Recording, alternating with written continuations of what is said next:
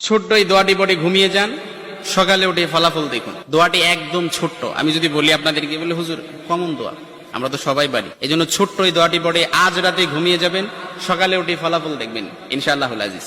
আপনি মাথা থেকে বোঝা নামিয়ে ফেললে যেরকম হালকা হয়, আপনি এরকম হালকা মনে করবেন।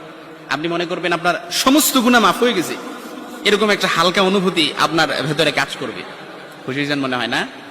এজন্য আমরা যদি ছোট্ট এই দোয়াটি পড়ে আজ রাতে ঘুমাতে পারি, সকালে উঠে ফলাফল দেখবো ইনশাআল্লাহুল আজিজ।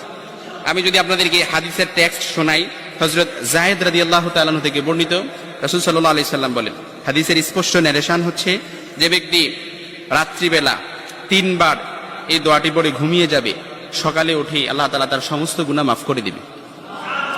সুবহানাল্লাহ বাড়িতে যায় বললেন। এই জন্য আজ রাতেই যদি এই দোয়াটি পড়ে ঘুমাতে পারেন, সকালে উঠে ফলাফল দেখবেন ইনশাআল্লাহুল আজিজ। দোয়াটি আমরা সবাই পারি, তবে আপনাদের মনোযোগ আকর্ষণ, আপনারা একটু আমার দিক অ্যাটাচমেন্ট বাড়ান। আমি আপনাদেরকে বলতেছি, সবাই পারি, আমার সাথে একটু ঠোঁট মিলাবেন। আস্তাগফিরুল্লাহাল্লাযী লা ইলাহা ইল্লা হুয়াল হাইয়ুল কাইয়্যুম ওয়া আতুবু ইলাইহি লা হাওলা ওয়ালা কুওয়াতা ইল্লা বিল্লাহিল আলিয়্যিল আযীম।